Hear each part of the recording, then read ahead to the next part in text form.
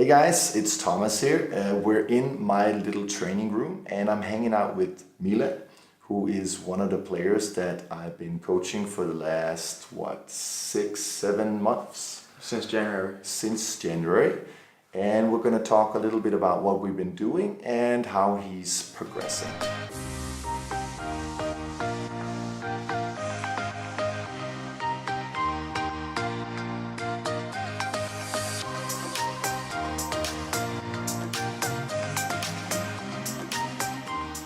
One of the things that's interesting about Milan is also his shirt.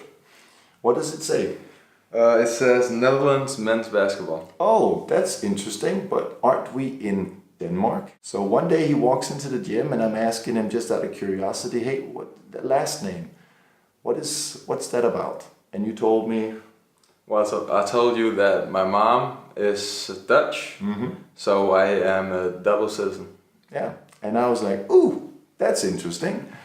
Maybe we should investigate that. And do you remember why I was so excited about you having a second citizenship or a dual passport?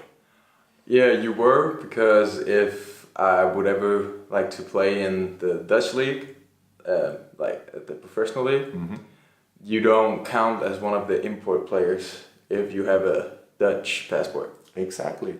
And not only that, I was telling Milan about why I was so excited is because if he has a Dutch passport, there's a direct line from where he is now being part of the junior national team, there's a direct line from that point to being a professional player.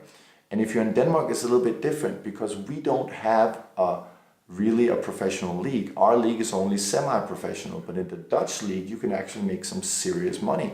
So for him to pursue the Dutch citizenship and getting into that program is actually a huge deal if he wants to become a professional basketball player. Well, I do. And he does.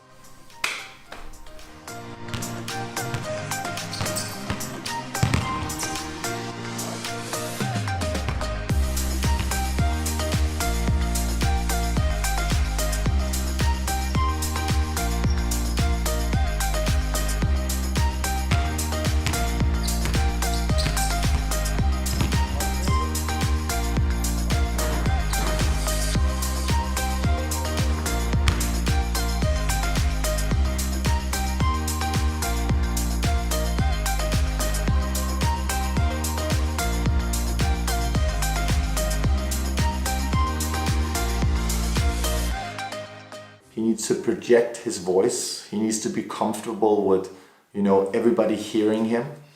He needs to be comfortable with making decisions that might not be the best ones. It doesn't really matter. In the beginning, the idea is only that he's comfortable and he's willing to make decisions and basically tell other people, I need this and this from you.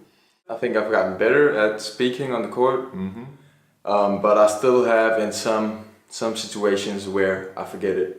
Most of us, we don't want to stand out in the way that people will think we're weird. But as a point guard, you have to lead, and if that's the only way, then you have to do that. Yeah, you actually have no choice. And one of the things that I've gotten him to understand is that there is no alternative. But hopefully as he continues to get better, he will see that if he can do that, if he can be the vocal leader also, then he provides his teams with something that other players might not be able to do.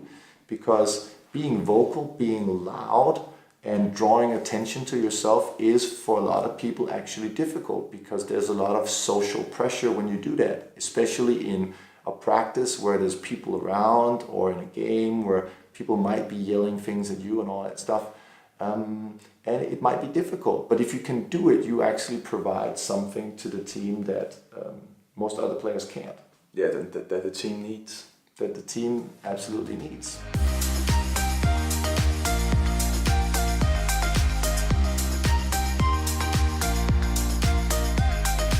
We worked a lot on basically just using one dribble. Because once you're inside the three-point line, well, if you're a good player, most of the time you don't need more than one dribble. You just need to create some space and then you need to take the right type of shot at the end. So we've been working a lot, even though he's a point guard, on just using one dribble. You know, if you work out, you maybe some people might take 10 shots in a row, but in a game, you never take 10 shots in a row from the same spot. You'll take one shot, so you need to work a game situation where you maybe don't have as many repetitions, but you have very high intensity, and you might have to take a break after 3, 4, 2 repetitions, but they're very high intensity. Yeah. As high as you can possibly go. Yeah, we work out a little different than maybe you would normally do in your club, where you have a drill and then you take 10 shots and then, you know, you're not really dead.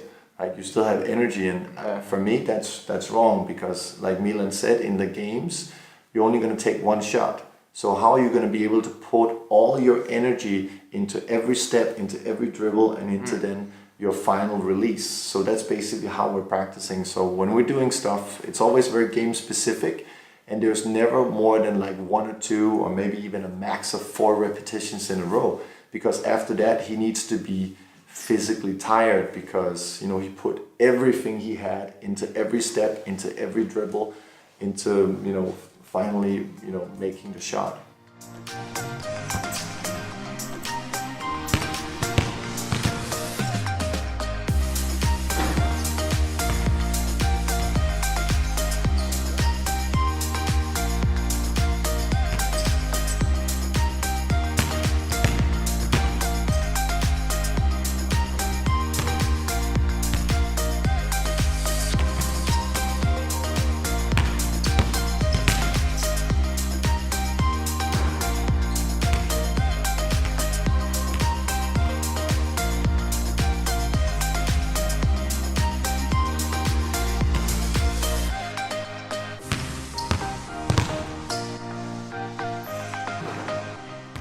Thanks for watching, guys. This was Basketball Mentor. Make sure to subscribe, like the video, comment if you have any thoughts, and click the link in the description.